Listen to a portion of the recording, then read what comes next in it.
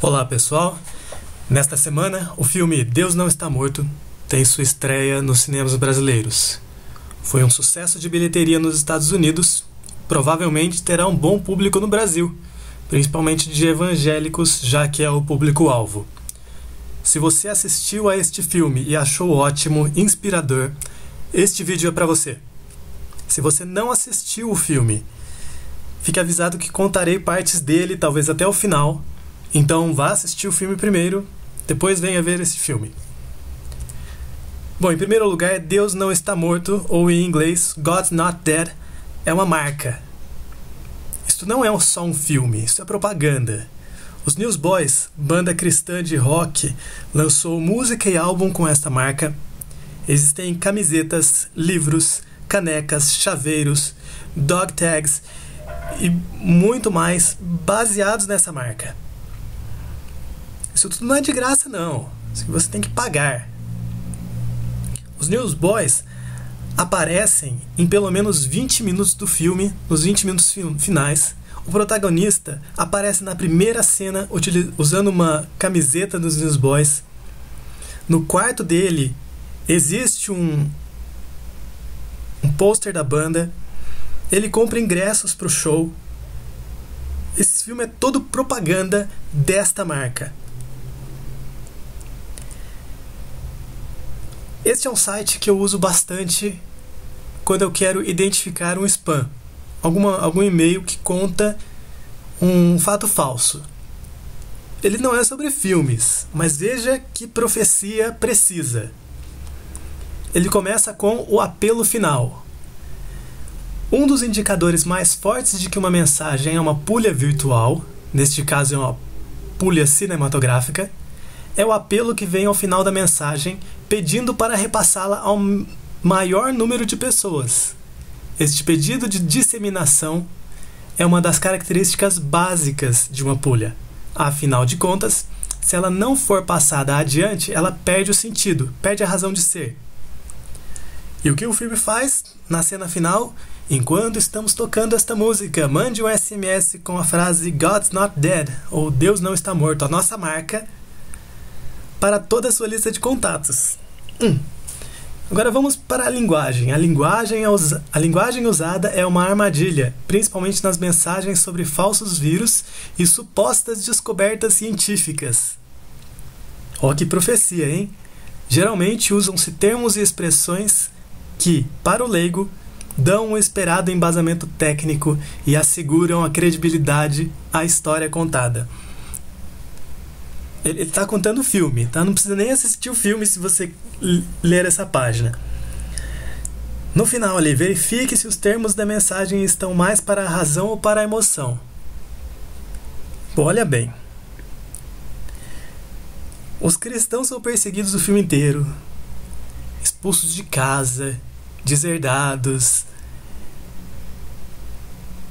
Isso não é apelo para a emoção?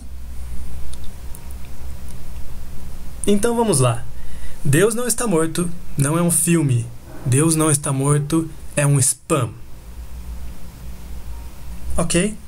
Continuamos. Você achou que o filme Noé foi uma porcaria? Falou um monte de bobeiras, inventou um monte de mentiras em cima de uma história bíblica? Eu não estou falando que ele não fez isso, ele fez exatamente isso. Atraiu um público dizendo que ia contar uma história e contou uma fantasia, diferente da história a que ele se propôs a contar, quer seja fantasia ou não. Mas o filme Noé não tem outros produtos com a marca Noé. Essa é a diferença entre o filme e uma marca. A minha intenção aqui é explicar para você que achou que Noé é um filme besta, para não falar com ó, e que Deus Não Está Morto é um filme ótimo. Para você, eu quero explicar que você é um tremendo hipócrita sem noção. Continuando, Deus Não Está Morto tem duas fontes. A primeira, revelada no final do filme, é a perseguição de cristãos no meio universitário secular americano. Peraí, os Estados Unidos é um país de maioria cristã. 73% dos americanos são cristãos. 40% deles, de todos, não só dos cristãos, são evangélicos. Como é que uma maioria pode ser perseguida por uma minoria? Até pouco tempo atrás, a laicidade americana era entendida como motivo para não permitir o proselitismo de qualquer religião, usando o apoio governamental de qualquer tipo. Ou seja, você não podia usar o campus da faculdade para fazer reunião de oração ou qualquer tipo de missão. Mas começou-se a entender que esta separação fere o direito de livre expressão. E esse direito, esse argumento, tem sido usado para derrubar a laicidade em favor de movimentos cristãos, já que são maioria num país que vê cada vez mais a polarização intelectual entre fundamentalismo e secularismo. É aí que entra a segunda motivação do filme.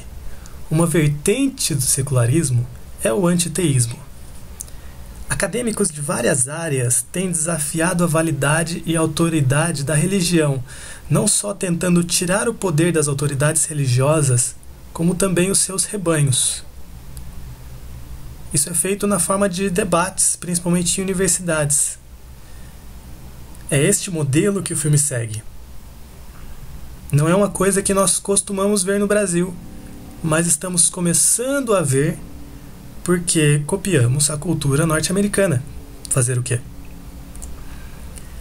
Josh é o único cristão verdadeiro numa universidade.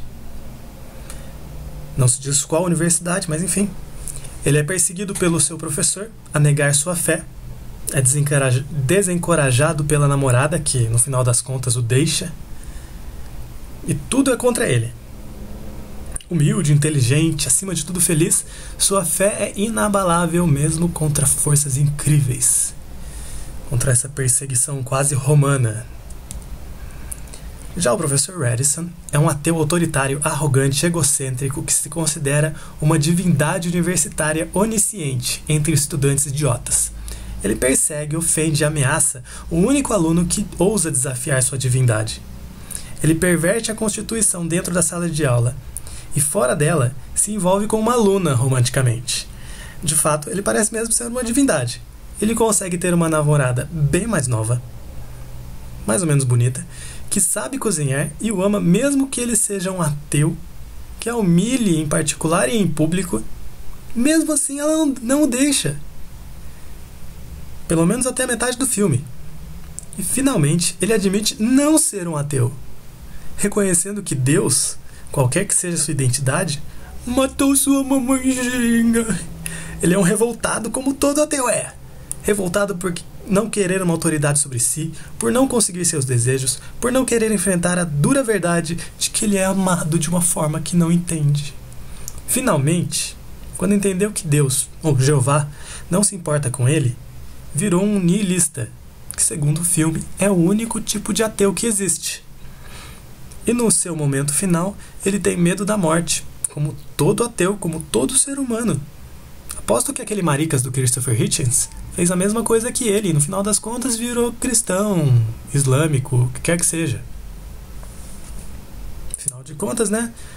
Christopher Hitchens morreu de câncer na garganta, sofreu bastante, não conseguia falar. Mas não. Grande parte do filme é dedicada a exposições do nosso herói, quase como um debate.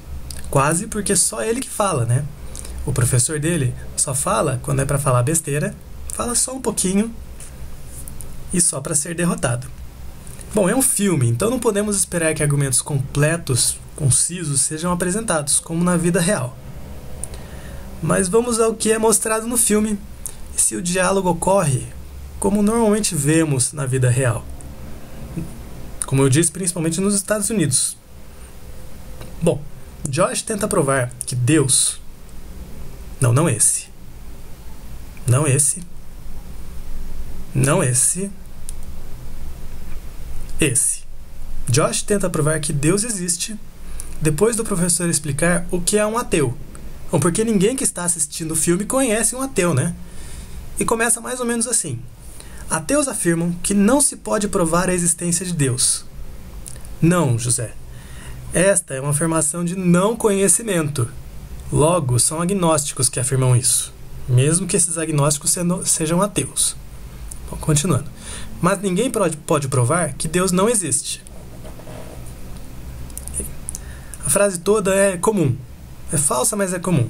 Vamos seguir em frente. Colocaremos Deus em julgamento.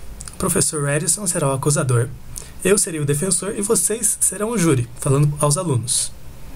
Bom, ninguém faz isso faz anos, porque se chama inversão do ônus da prova. Significa que se você não conseguir provar que eu estou errado, então eu estou certo. Dessa maneira é possível provar a existência de fadas, Papai Noel e qualquer outro ser imaginário. O certo seria Josh ser o procurador, o acusador, acusando Deus de existir.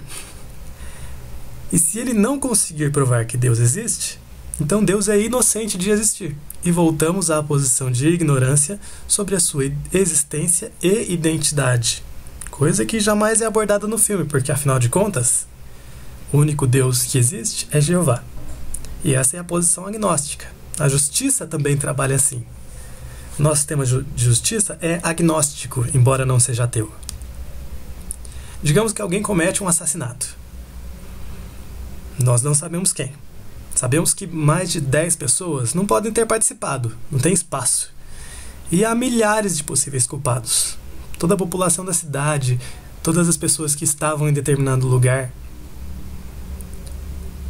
Logo, inicia-se supondo que uma pessoa não é culpada, caso não saibamos se ela é, sem dúvida razoável. Se isto é um julgamento, então o mesmo deveria ocorrer com deuses. Se alguém quer provar que um Deus existe, e Josh está tentando provar que o Deus cristão, Jeová, existe, deve considerar que há pelo menos 1000 hipóteses para deuses, incluindo nenhum Deus. Logo, não saber se Deus existe inocenta qualquer Deus em particular de existir. Bom, mas mesmo não sendo filósofo, o professor Edison não se opõe a essa inversão. Mais um detalhe. Josh sente que Deus quer que ele o defenda. Ele fala isso lá no refeitório. Aparentemente, nenhum dos dois leu a Bíblia, né?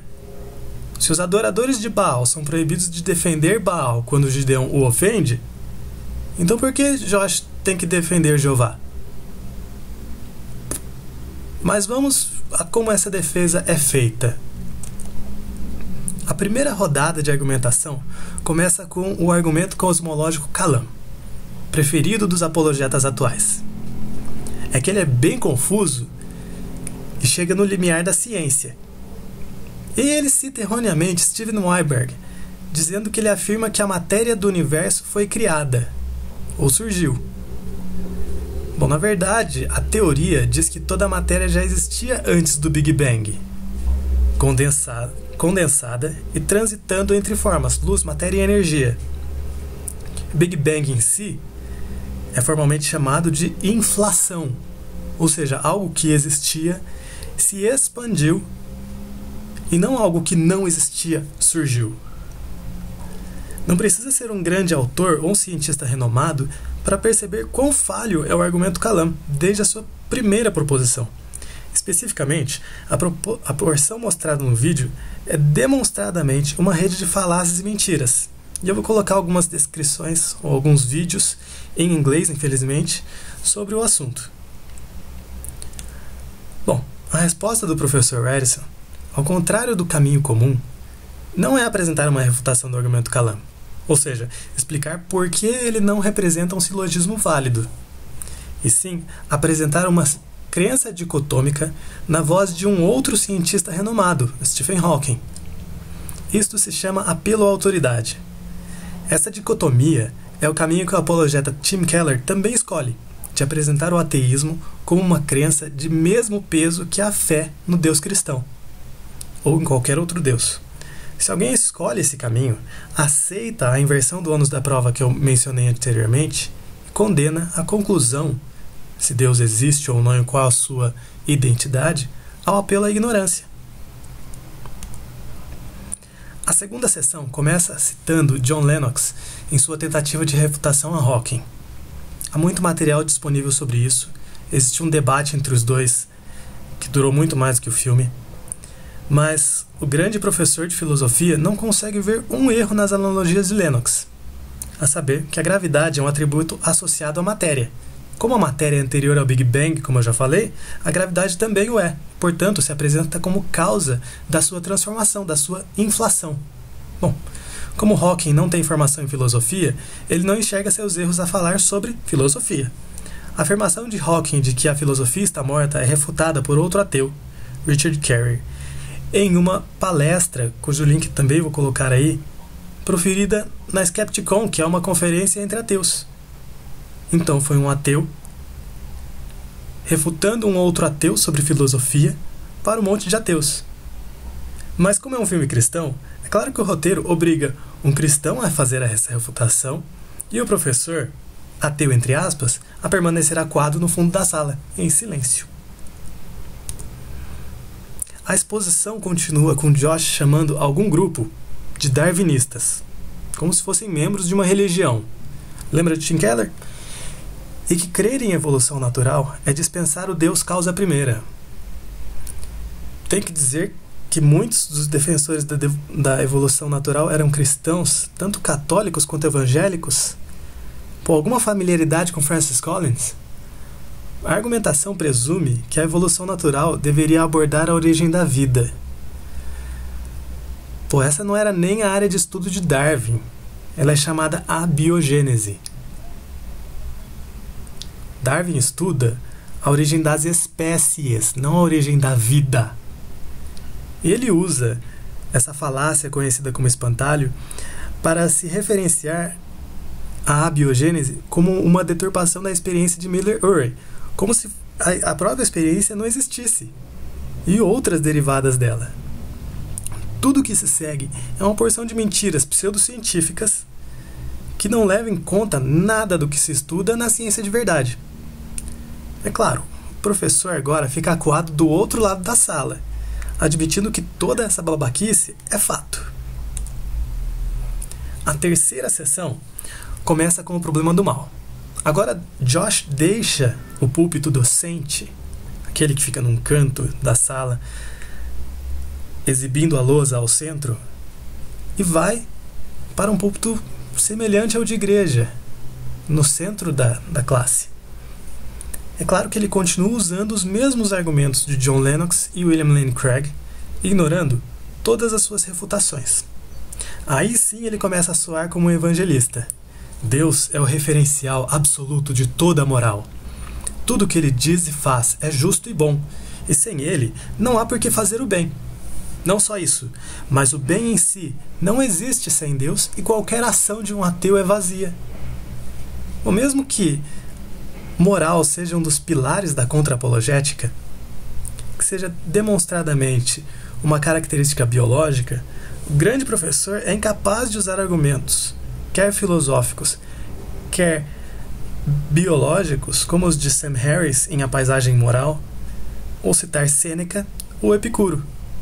Ao invés disso, ele continua se constituindo o Deus da sala, que remove o livre-arbítrio de seus alunos.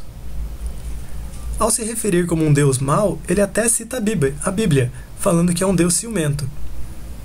Aí ele cita Dawkins, Richard Dawkins, em um ato desesperado de argumentar que a religião é uma prisão. E quando o professor cai na armadilha do livre-arbítrio, o genial Josh usa o maior e mais idiota jargão do pressuposicionalismo. Você abandonou a razão. Palmas para Josh, o soldado de Cristo.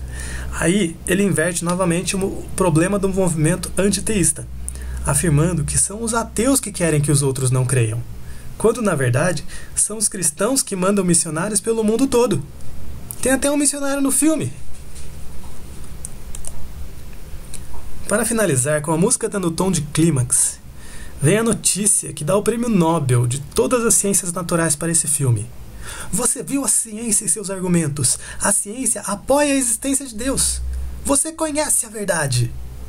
Ora, se a ciência confirma a existência de Deus, Jeová, Então, por que existem ateus no mundo?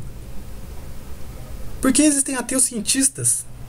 Pô, é claro que Redson não tem argumentos, pois ele sabe que Deus existe e odeia. Como todos os ateus, né? Checkmate. Agora, com todo respeito, se a ciência prova que Deus existe e é Jeová, por que foi preciso fazer um filme falando isso? Bastaria uma publicação científica e revisada por pares, estaria tudo certo. Afinal de contas, é assim que a ciência funciona. Mas é claro, eu já disse antes, esse filme não é um filme, ele é propaganda e é um spam. Agora você manda o SMS para todo mundo, falando que talvez Deus não exista.